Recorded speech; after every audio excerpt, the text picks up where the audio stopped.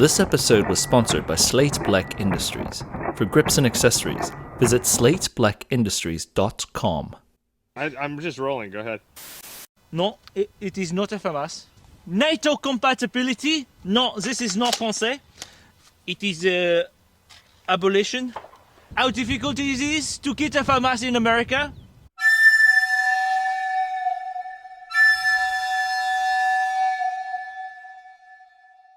Wow! This is just as good as a FAMAS. For the channel, I think this is superb. Better than buying a FAMAS for us.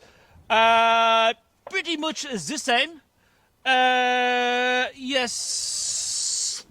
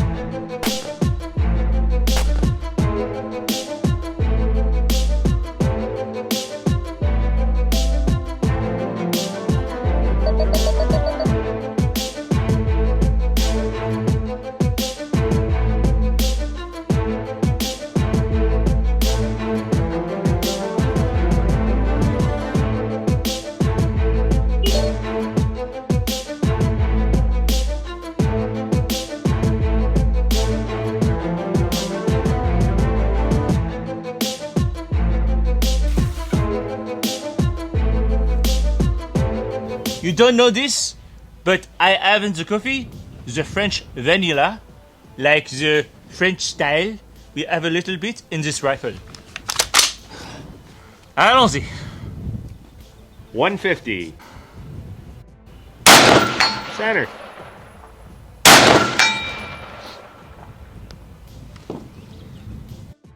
$200. Center. Stacked up there and very nice. Your second one at 150 was not stacked, but that was. Yeah. 250. Impact lower third. Impact upper right chest. 300. Okay, so we are shooting with the ACSS 556 Aurora, which is canned for 55 and 62s. So we're going to see a little bit more bullet drop, and I'm going to have to work with Josh potentially on some of these things. But we'll see how it does, all right? Still worth with the wind. All right. Oh, and we have 28-mile-an-hour gusts today, so there is that. We're shooting the 77s, bud. All right. All right. 300. Center. Center. Cool. After all that hubbub. Was that a direct 300 hold? Yeah, it's a 300. It was. Yeah, I mean, I think when you start looking at the divergence of these points of impact for the different rounds, it becomes more apparent the further you go, right? Yeah, it's like 500 you really start seeing it. Oh, well, 500 you start seeing it. 500 you start seeing it. 600 you really start seeing it. All right. We're over to the left side. I'm on at 350. Windage was perfect on those two. All right. I'll use a 350 hold on this just in case, right? Impact bottom third. Same spot. All right. So I had 350. I had to aim at the head neck-ish area of that. So those were the impacts with the head neck aiming? Yeah. So that was kind of like a 400-yard aiming point for it. Okay, well, they were both on the lower. Yeah, obviously, you can see them, yeah? Yep. Yeah. All right, 400. Windage perfect again on those. All right. Impact. Good hit. Ring gauge. Impact. All right, so basically I use a 450 on the center of the plate, adding 50 yards to the elevation. Perfect. 450. All right, I'll use a 500-yard hold, right? Sounds good. Impact, left edge, Good elevation. Impact, center. All right. Right edge hold, 500 hash line. Okay, this is the 500. Impact. Looked good, re-engage. Ah, just off the left edge. Press right, quarter target. Oh! Way far. Yeah. Go back to the first hold. Maybe just a wind gust. Impact. Ah. I was really hoping to get the fake FAMAS. Dude, I wonder if that shot that I saw splash left, if it had like actually come in right and skipped off into the left dirt or something. I don't know. Because that was such a dramatic shift in the wind. I can't believe that that's what it actually was. Josh, look, regardless though, this is a line rifle. This is an infantry issued rifle. I mean, that's really quite good. And then you're shooting it with a red dot with a 3 power or 5? It's 0 with a red dot, but I dropped a 5 power ACSS prism behind it. I usually do this when I have a really low hanging dot that needs a magnifier, and basically I correlated the reticle in here to the red dot itself, and then work the tree out that way. Oh, so you're doing your old the Gulf War. ACOG EOTech technique, right? Nice. Hey, look, that was a very nice clean course. Dude, yeah. I mean, I have a feeling that I know you want to shoot a little bit further out. More. More indeed. Please. All right, let's go to the 575. Okay. That's back to the right. The last target on the right, silhouette before the creek. All right. Stand by. All right, I'm there. All right, I'll use a 600 hash right hold. Yep, I think that sounds good. That came in off the left.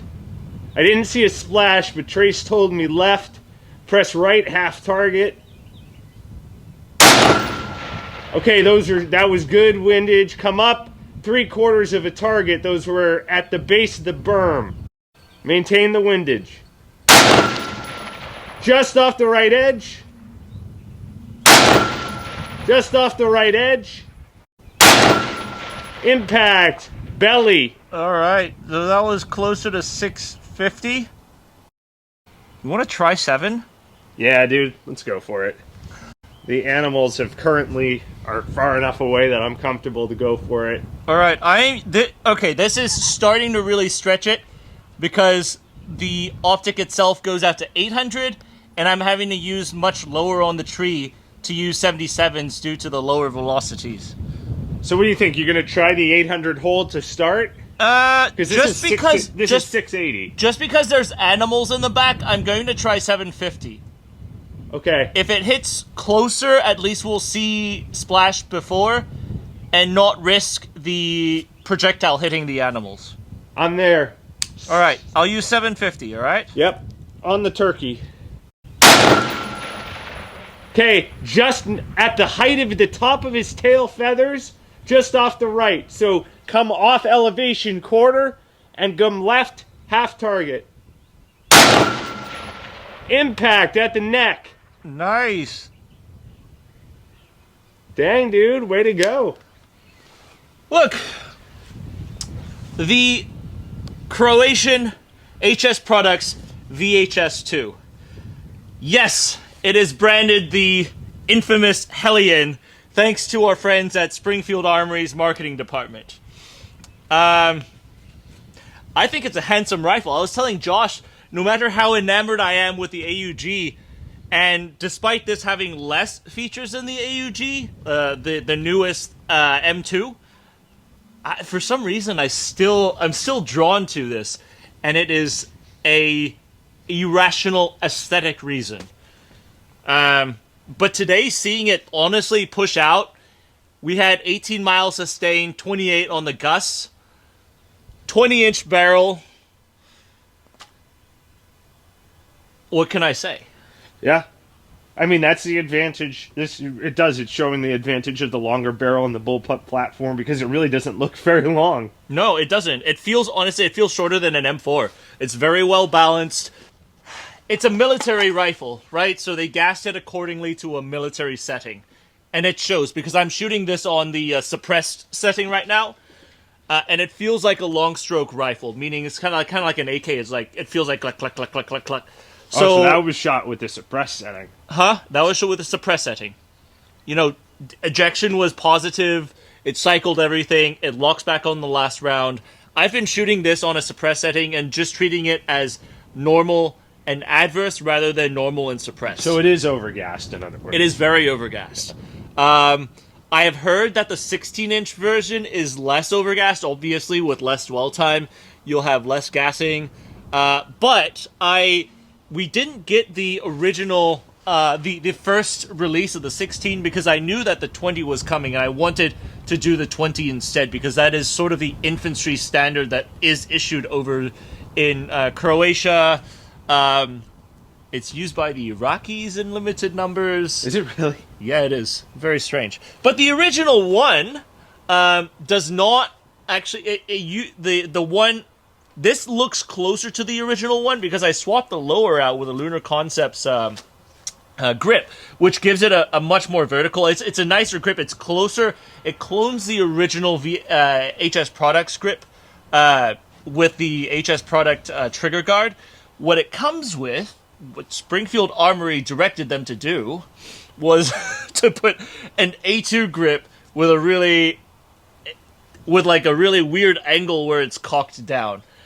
And that just never, I mean, it looks wrong, it feels wrong, you're using an A2 grip and trying to redirect the angle.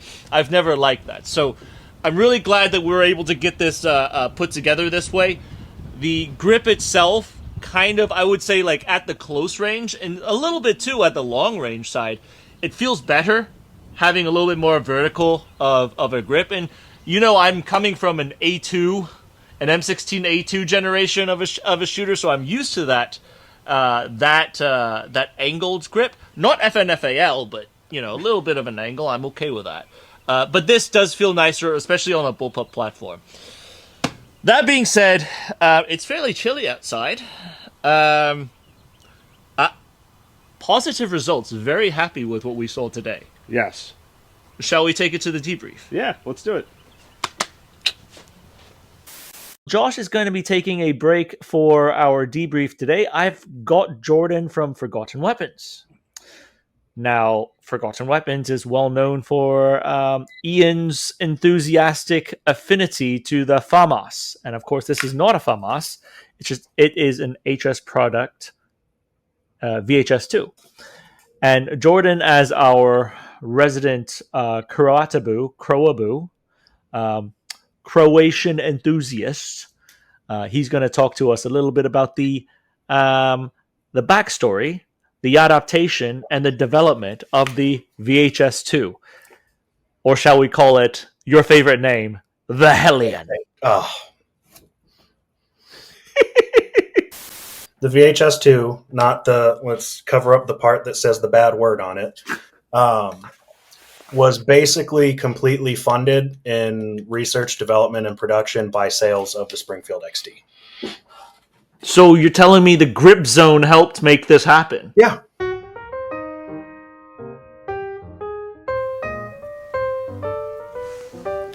Bonsoir. You must have caught me admiring these two beauties behind me. Of course, from Saint-Étienne. I hope you're enjoying the show so far. Shows like this, they're made possible by Slate Black Industries. But more importantly, it is made possible from the patrons of Patreon. That's true. This group of magnificent Madame et Monsieur, they support us financially, intellectually, but more importantly, emotionally. So today, I would like to invite you. Come, join us. Become one of us. Together, we can discover the small intricacies of firearms technology. But if you cannot, C'est pas problème. We understand. We would be just as happy to hear from you in the comment section below. But for now, allons-y. Let's get on with it.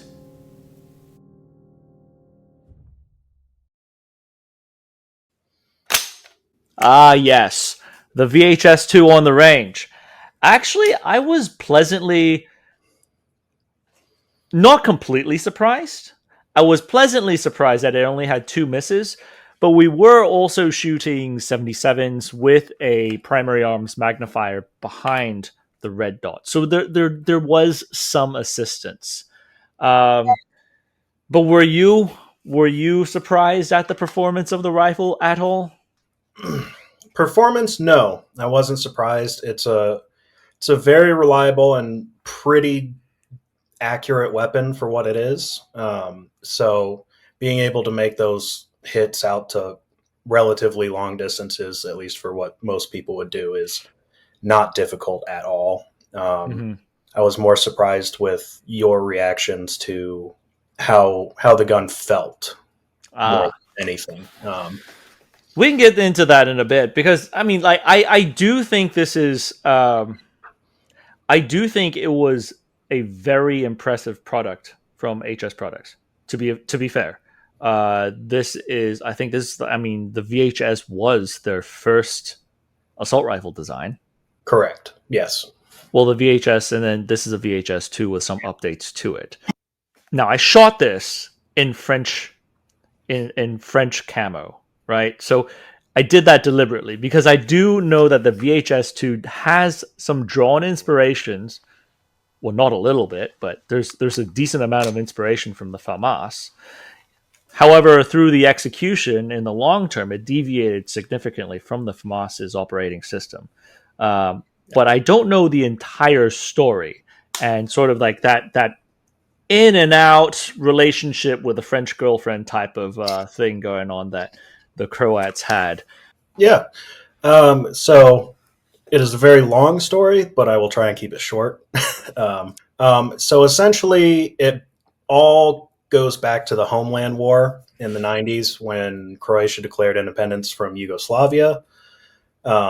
They didn't have a lot of weapons at the start, and it wasn't until the Battle of the Barracks when they started capturing Yugoslav barracks where they were able to equip themselves with weapons.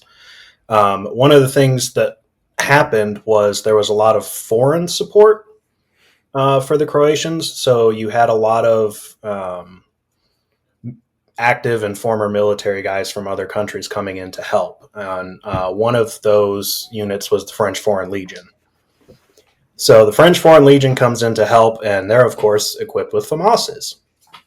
And the Croatians who served alongside of them went, that's a really cool rifle.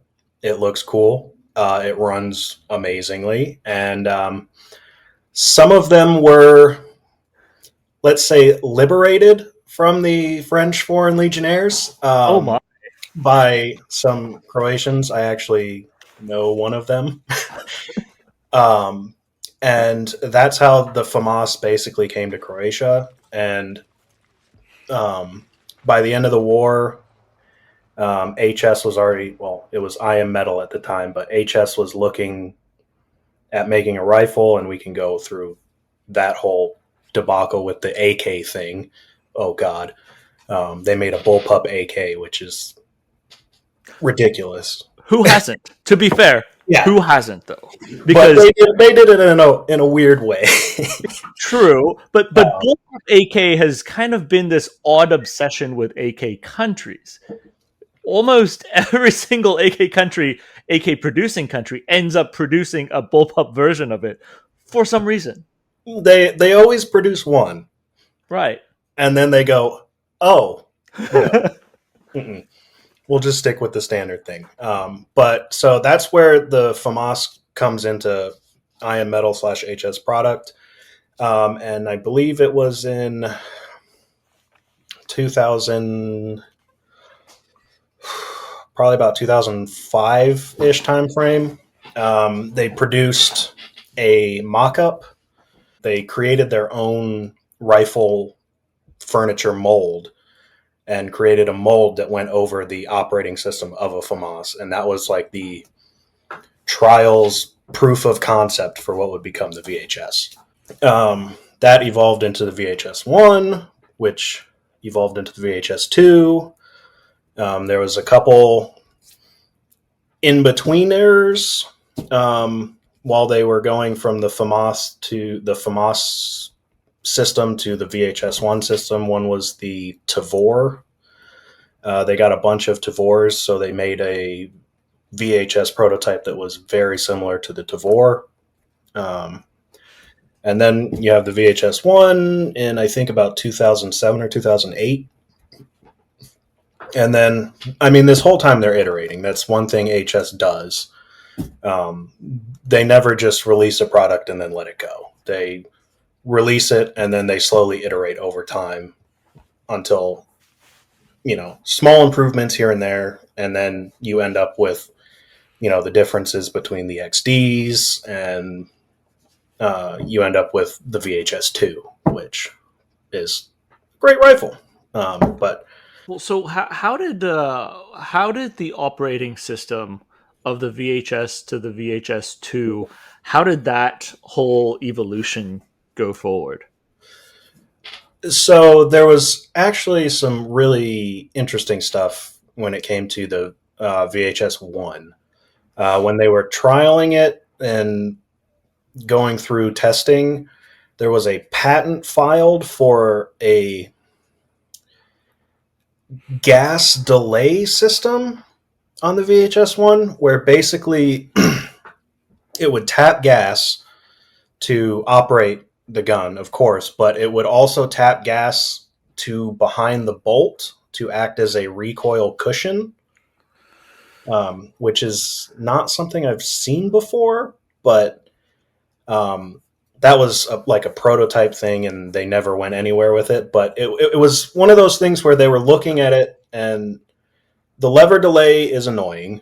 It requires an exorbitantly high level of manufacturing, so that wasn't going to happen. So they were trying everything out until they got to, let's just do an AR-18 short stroke gas piston, because it's easy. We're still learning how to make all of these things, and we don't need to do something exotic. They proved in the 60s and 70s and the 80s that the short stroke piston works perfectly fine. How close did they get to winning the French contract? From what I know, they were number 2 behind the 416, which ultimately won. I'm not privy to exactly what happened during the trials as to make the VHS not win, but I think it did, it was fine.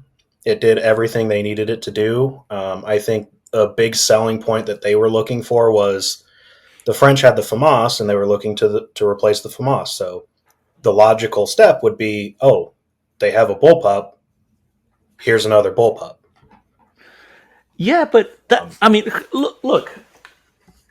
If you look at the VHS, this very much looks like a FAMAS in the year 2000-ish. Oh yeah, absolutely. I'll go on record saying that the VHS-2 is the FAMAS if they made it today. Yeah, so that was one thing. I mean, we've had frequent conversation on this. I mean, the FAMAS being a .gov developed rifle for .gov purposes. Yeah. I guess that would be .fr purposes. So one thing I've seen from a lot of primarily government use rifles that only have government development is the follow-on developments look .gov. They look clunky. They don't look like they're well designed with a lot of good ergonomics for it. Unlike, let's look at the AR. A lot of the improvements that we've had in the Block 1, Block 2, Block 3 iterations on the URGI iterations to the M4, a lot of it is significant amount of civilian input with government contracting oversight. Whereas the FAMAS didn't have any of that stuff. It was primarily government developed. Yeah. And so when you're looking at this and it looks like the year 2025 type, there's a lot of calls to non.gov iterations. Like I mean, granted, the VHS doesn't have mlock slots. This is a commercial iteration. The sites, I like them more than the FAMAS personally. The Magwell, now this is debatable because Jordan is a purist and has VHS magazines and all of his stuff. But I will say the VHS also takes some certain design cues from the G36, having things that you could unpin the Magwell, pin a different Magwell on, and it accepts Stenag mags. That very much is a G36 type function. And I think that is really neat. One thing that I would kind of segue here is the Lunar Concepts grip. Lunar Concepts made a grip that basically it resembles the original VHS. I didn't think much about it at first. I was just like clonaboo type of thing.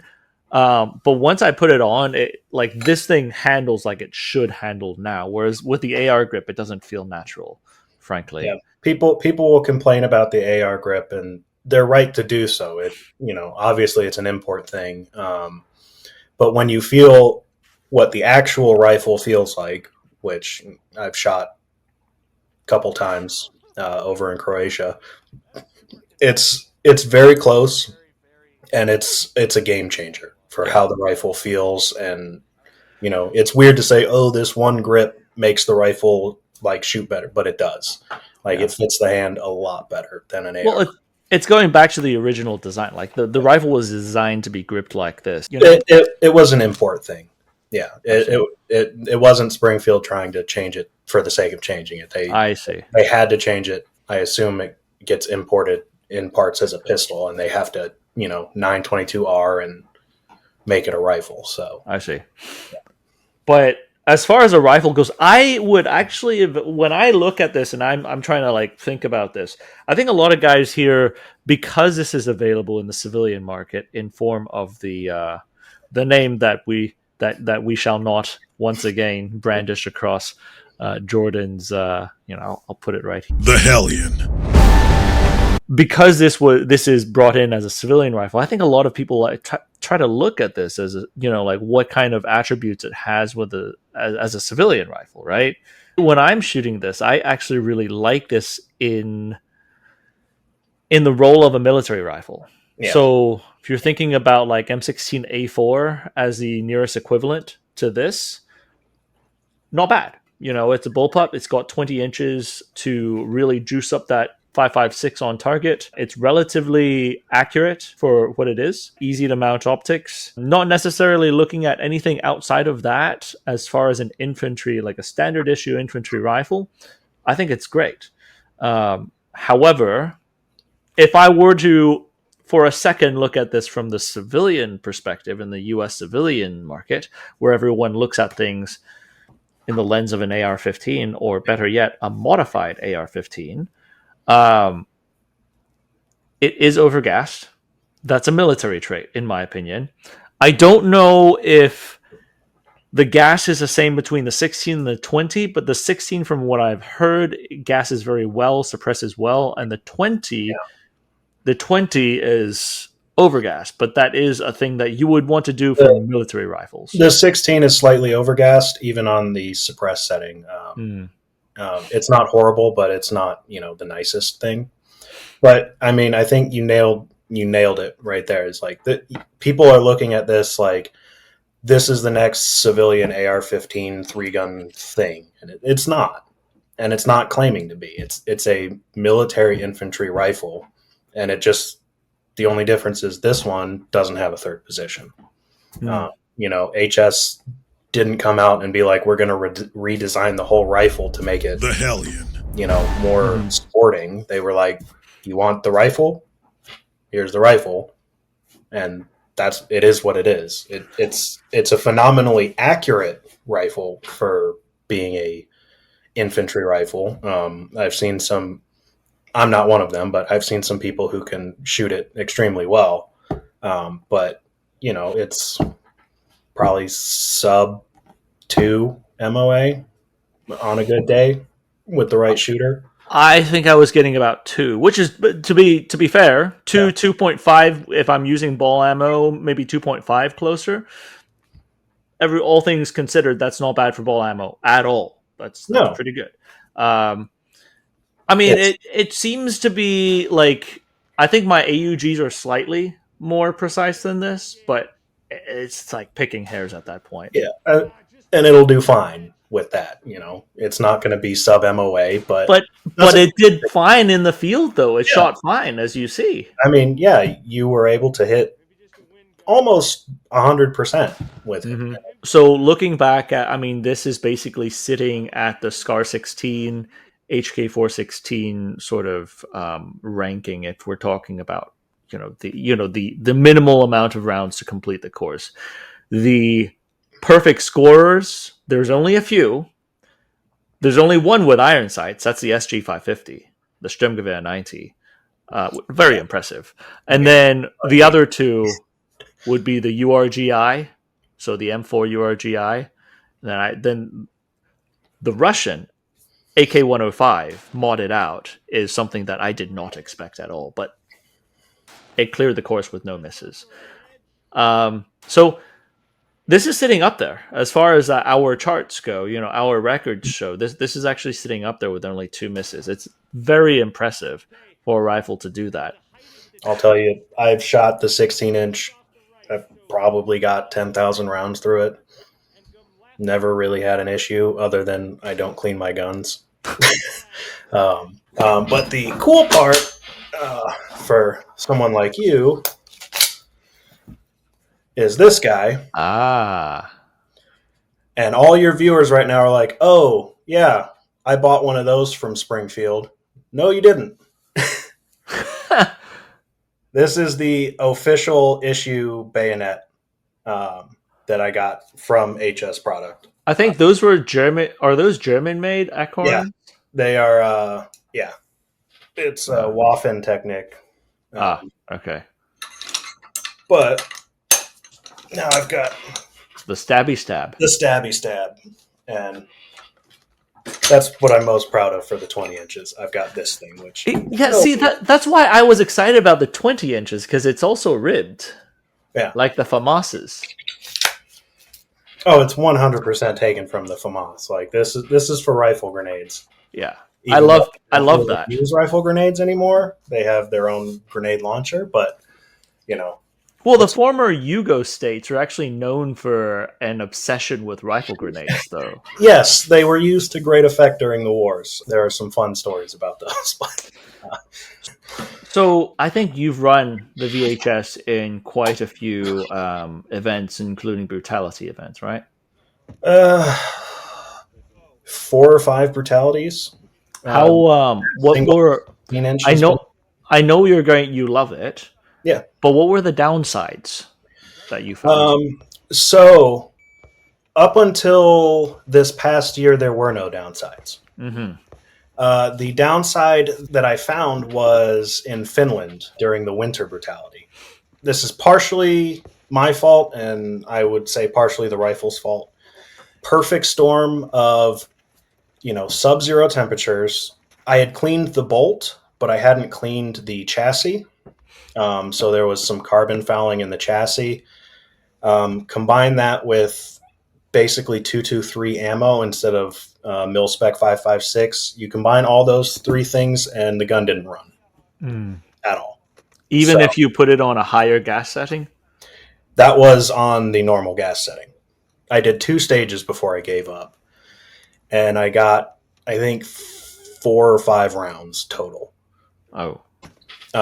So that kind of ruined Finnish brutality for me, which was unfortunate. But I'd be willing to say that if I had pulled it apart and scrubbed out carbon fouling, because I am running it suppressed 99% of the time, because I'm not a Philistine. You got to have guns with silencers. It's just so much better. But yeah, if I had pulled it apart, I probably could have reshot the whole match. But by the time I had gotten to the point where I was tired of making it try to work, it wasn't going into battery. And yeah, I think it was just a perfect storm of cold ruining the gas, the 223 ammo having less pressure, and a bit of carbon fouling on the inside of the receiver that's just, dragging the bolt a little bit. But, taking it out of the Arctic, it's a flawless rifle. The only other problem I've had has been the trigger. If I found out, and you'll appreciate this, if you shoot about 2,000 rounds suppressed and you don't clean it, the trigger will stop resetting. Oh, So you'll have to manually reset the trigger every time. interesting. Which is, So you have to clean it, essentially, as you have to maintain, you have to clean it. yeah. I mean, it's like any other gun. You keep it clean, it'll be fine.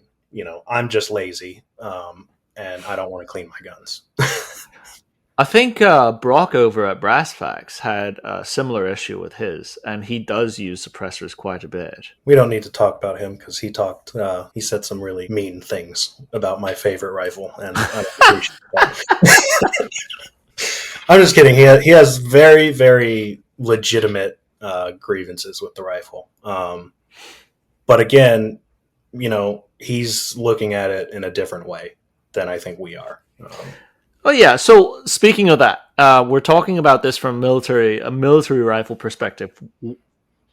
Which military? So we talked about the Croatians. Clearly, they use it, and they use it with no optics either. Correct. With the exception of the optic. Yes. People in the comments will also bring that up. They're like, oh, it's got, the 1.5x, AUG carry handle optic thing. And it's like, yes. So they made about 1,000 of those, and they are not the standard issue. The optic is okay. I've used it. I've shot with it. It's fine, but it's nothing special. It's just got that. It's got the vibe and the aesthetics that people will see, and they're like, "That's really cool." And it's like, yeah, it's okay. So are those fixed carry handle optics? Are those actively being used right now in the Croatian military? Yes. So those are more relegated to your squad leader role, where you got a guy with something that can see a little bit further than iron sights, for target identification, because it is a 1.5x optic. It's not doing a whole lot. The standard is flat top rail, iron sights. And then when you get into like the special forces units, that's when you see stuff like EOTechs, Comp M4s, Aimpoint T2s, stuff like that. But outside of the Croatian military, because that's what you want to know, the biggest purchaser of the VHS and VHS-2 rifles, I think everybody has seen pictures, has been Iraq. Iraq bought a lot of them. If you look it up online, it'll say Iraq bought 100,000 of them, which is not correct at all. Okay. So I was at HS a month ago, talking to them for my forthcoming book on the subject, but they said they had done like an audit, and that they had made 100,000 VHS-2s in total. Okay. So Iraq did not buy 100,000 VHS-2s. I don't know where people are getting this information, but but they did buy a lot of them. yes, they did, and that was probably the single biggest battle use case of the VHS-2, not counting Croatian forces in Afghanistan and stuff. But when you think about the rifle being like tested in battle, it's Iraq that's doing a lot of that. Okay. Let me pull up my list here to get the other countries. So we have Togo, very formidable military. I think we've all heard of them before. I think they used to use a FAMAS, right? I mean, French affiliated. Who else used it? So not including Croatians, there's some special forces units in Albania. Some Bosnian. Albania for sure did not use a FAMAS to begin with. Just for public knowledge, anyways. Some Bosnian police units, some police units in Kosovo, and then there's been a lot of adoption and testing in Africa recently, and the Middle East. So Jordan purchased some for testing, which is interesting. And then you have Senegal, Nigeria, and Cameroon are all buying rifles to test and adopt. So it's actually getting some traction. It's not in the places that everybody would think of.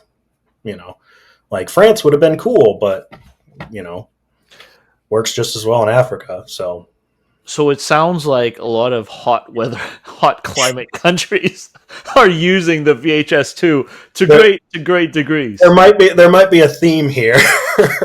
So, yeah. So is it like HK416 widespread adoption? No, but it's not gonna be. Mm-hmm. When you think of HS Product as a company, they're phenomenal. The size of their factory is amazing, and the amount of guns that they can put out is insane. Comparatively, but it's never going to be an AR-15. It's never going to be an AK. So kind of an interesting note on this. And I don't know. I mean, I know you have you talk to HS. Feel free, if you can't answer this, don't answer it. I would be curious on how much of a their commercial relationship with Springfield and the U.S. civilian market helps pull profits in to develop other projects and things like that. Do you want to know? Can we? Yeah. So I can tell you this rifle, the VHS-2, not let's cover up the part that says the bad word on it, was basically completely funded in research, development, and production by sales of the Springfield XD. So you're telling me the grip zone helped make this happen? Yeah. Wow. Okay. For all we want to talk bad about XDs, they sold something like 6 million of them to the U.S. So that money was allowed HS to expand their factory, hire more people, and start putting money into developing new cool stuff. And that's what they've been doing. So that Springfield relationship, as much as everybody wants to make fun of it, it's been an extremely beneficial relationship for HS. And one thing that you told me that I thought was even more fascinating is that the entire manufacturer of the VHS-2 is in-house. Yep. Which is a huge thing, though. Not just the VHS. All of the products made at HS Product. So all of the XDs, Hellcats, Echelons, VHS-2s, the Kuna now, that's all made in-house. It's like every spring, every fastener, every single bit. So that is actually a really interesting piece, because in defense logistics, Croatia kind of got the worst end of the stick in the dissolution of the Yugo states in inheriting any Zastava. Yeah. Because Zastava was Yugoslavia's crown jewel in producing arms and ammunition. Croatia didn't get any of that. No. And so starting from that's a really cool piece for like mill logistics nerds like me. Croatia inherited zero of that, was able to, I don't know how they started with the XD, to be honest. I don't know the XD's history, But that one, I could tell you all that, but that's probably saved for that's a different different thing. video. But the XD then selling to America was able to then in turn use to fund an entirely domestic production source for rifles and pistols that then enables their armed forces to have a highly reliable and sustainable source for small arms. That's an incredible story right there by itself. Yeah, if you ever get a chance to go over there, if you're ever in Croatia, let me know and I'll put you in touch and you can go see their factory. And it's mind-boggling, just rows and rows of cold hammer forging, barrel machines, like the kind of stuff that you go in and you're like, oh, they have one probably, and you walk in, it's like a building. Mm-hmm. Like, oh, they're making tons of barrels an hour. That's insane. I think people don't. I mean, this is a sidebar, but people don't realize how beautiful Croatia actually is too. You know, the actual country itself is phenomenally beautiful, all right on the coast. I mean, that's a sidebar right there. I spend some time there every year for the past. Conveniently during Yacht Week, Jordan is working in HS Products. Yeah. Okay, so Jordan, at this moment, is there anything else that you would like to that you think we left out on the VHS-2? No, but I'm sure as soon as we're done recording, I will remember a bunch of stuff. If you do, that just opens us up to talk more about it if we ever get the 16 in-house. Yeah, just let me know. I'll ship it over. I don't care. Ladies and gentlemen, thank you for sticking around.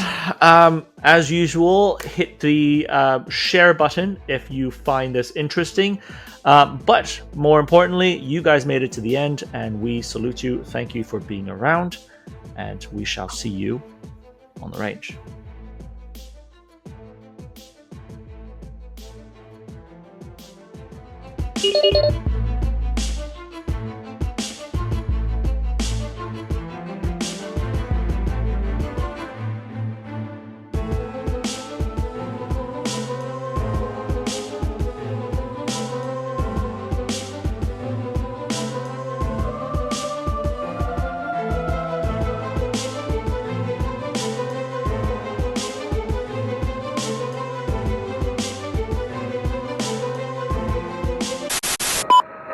This is Steel 96, 4 Vic, 8 packs, Redcon 1, green and green. How copy, over? Steel 96, this is 716, Roger, over.